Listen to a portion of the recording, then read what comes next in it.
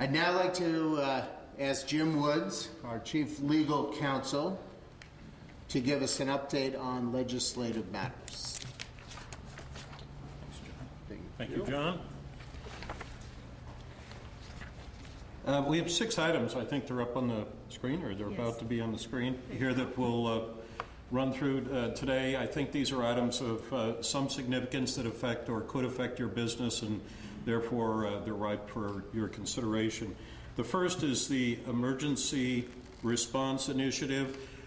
You may be aware that this was raised a year or so ago. It didn't go anywhere. It's an attempt by the state to recoup some expenses involved in emergency services, wildfires and the like, which run up into the hundreds of millions of dollars annually. Originally, the proposal was to assess a tax at 2.8%. That was a year or so ago. Now the new tax is 4.8%. This will only affect you in terms of collecting the tax and remitting the tax. It does not affect you as being responsible for paying the tax. In other words, it doesn't come out of your pocket. It comes out of the insured's pocket. So that is now before the legislature. There's a big division as to whether or not taxes ought to be raised or not, as we all know. And so we continue to monitor that. That is not the law yet, but it is something of significance to keep an eye on. Additionally, with respect to Leslie companies, the list of eligible surplus line insurance companies, historically we've had a $15 million capital and surplus requirement.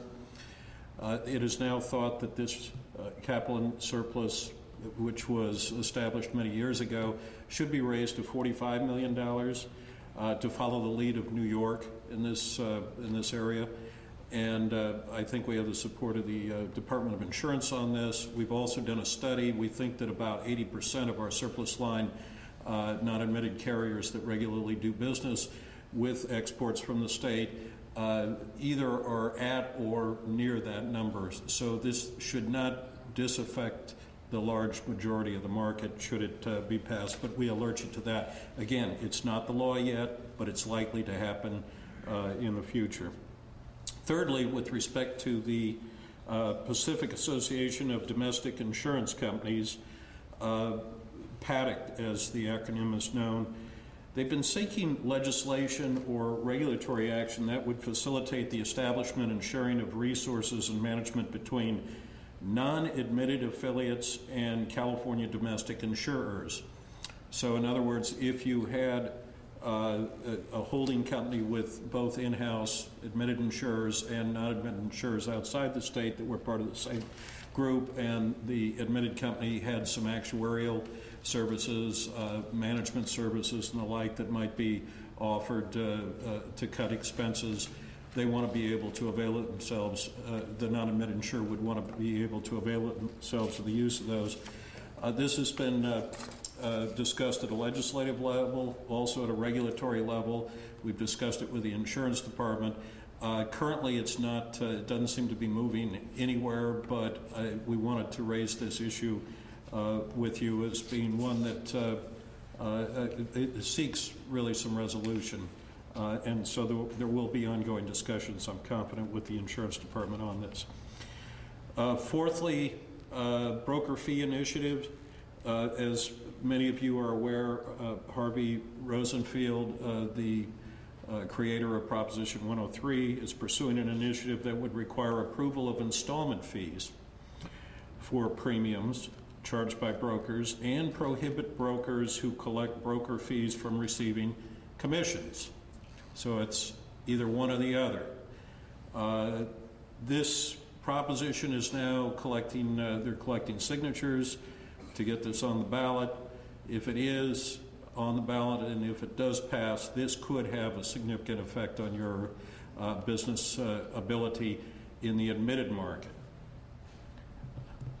So be vigilant with respect to that. Also keep your eyes open with respect to any developments on other initiatives. I know we have there's the so-called Mercury initiative that's out there that could affect you on the admitted side as well. The fifth item, the New York insurance exchange. As many of you know, many years ago in the mid-'80s, New York thought it would be wise to form a New York insurance exchange, much like the New York Stock Exchange, or as some like to refer to it as the New York Wine Exchange as well, and there is one. This idea has been come to fruition again recently in Governor Patterson's State of the Union or State of the State address in New York, and there was a meeting last week under the supervision of Superintendent Wren, who is attempting to host a broad industry and regulatory response to this challenge to create a New York insurance exchange. I think the motto this time around is, if we're going to do it, let's do it right. So there needs to be appropriate regulatory oversight, appropriate capitalization, appropriate back office mechanisms and the like, because as many of us in the room know, last time this was attempted, it turned out to be a miserable failure. A number of the syndicates became insolvent. The whole institution was disbanded and the like. It's a work in progress. Some think that this will not occur, but I wanted to make you aware of the fact that that is lurking out there.